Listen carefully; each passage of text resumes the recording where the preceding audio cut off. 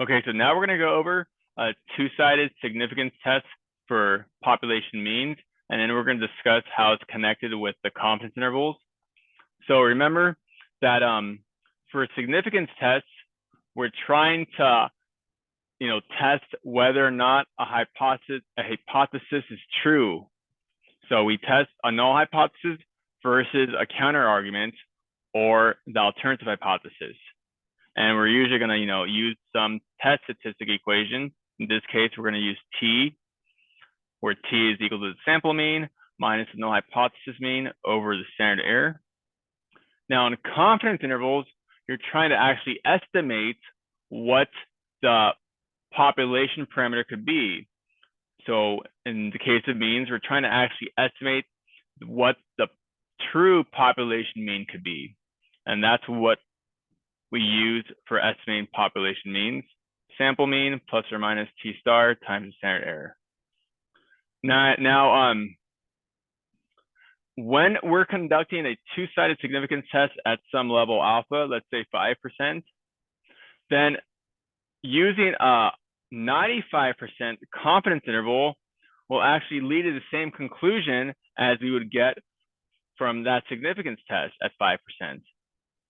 So let me draw a little sketch of how this works so you can see a visual.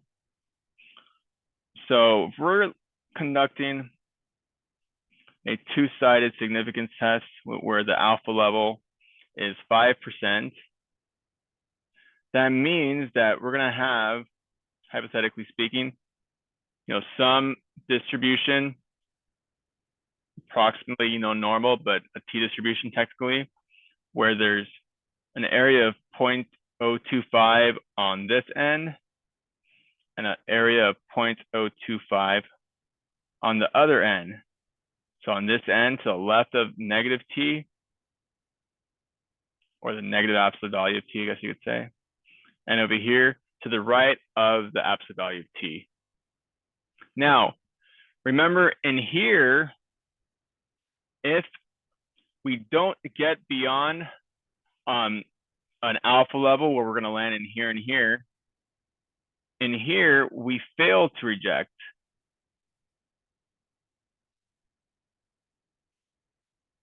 We fail to reject HO. But when we land in here or in here, that's where we reject HO. We reject the null hypothesis in here, or we reject it on this end, depending on what our argument is. So we reject HO in here, we fail to reject in here.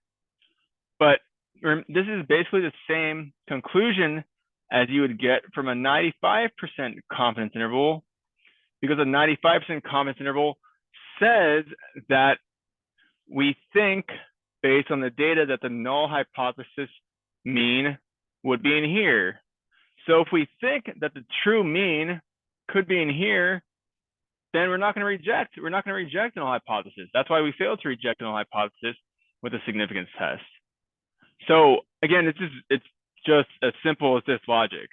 So on your AP exam, it won't be as straightforward as to whether or not you're going to need to use a significance test versus the confidence interval. But again, as you practice with more and more problems, you're going to catch on to like exactly what would be the better choice. So let's go through this example here of when we would create and conduct a two-sided significance test for population mean. So here we have that the health director of a large company, they're concerned about the effects of stress on the company's middle-aged male employees. And according to the National Center for Health Statistics, the mean systolic blood pressure for males 35 to 44 years old is 128. So the health director takes the medical records of a random sample of 72 of the male employees, or the male middle-aged employees, and here's the data that they get for conducting a significance test in a confidence interval. So we're going to analyze this data and decide whether or not we are convinced that the results of this significance test give us strong enough evidence that the true mean blood pressure for these, middle-aged male employees is different. So we want to see, are the middle-aged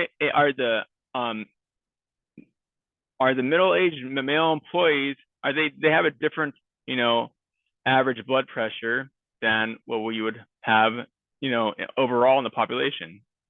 Then we're gonna interpret and conduct, an answer with a 95% confidence interval.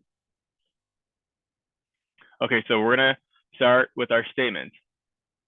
So our statement would be that we want to test the null hypothesis versus the alternative, where the null says that the true mean is 128 versus the alternative that says the true mean mu is not 128. So Ho says mu is 128. The alternative says that mu is not 128. And we're going to use a 5% significance level.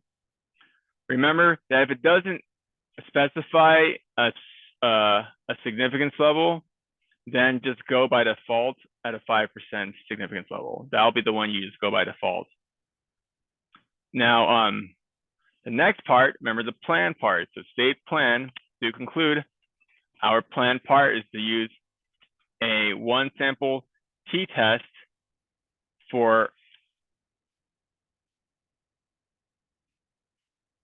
mu if the conditions are met. So we can use random, 10%, and large count.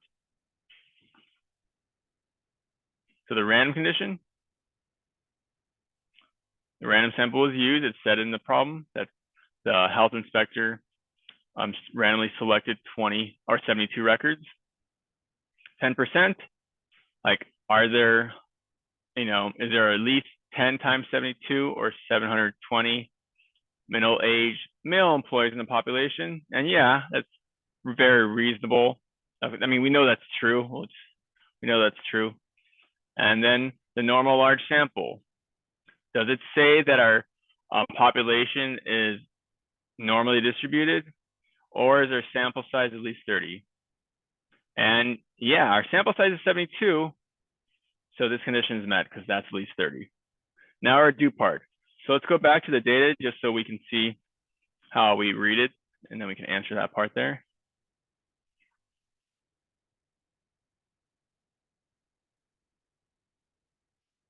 Okay, here we have a one sample t-test, and we have that we're testing mu versus not mu. And we're given our sample mean already. We're given our sample mean, that's 129.93 with our standard deviation and our standard error. So we're going to use this in our formula for the standard error. We're going to use this for our sample mean. And it even gives us a 95% confidence interval here, which we'll go back to in part B. And then it gives us our t statistic right here of 1.1 and even our p-value. So it pretty much already ran the test for us. We just have to know how to read the data. The t statistic is 1.1. Our p-value is 0.275.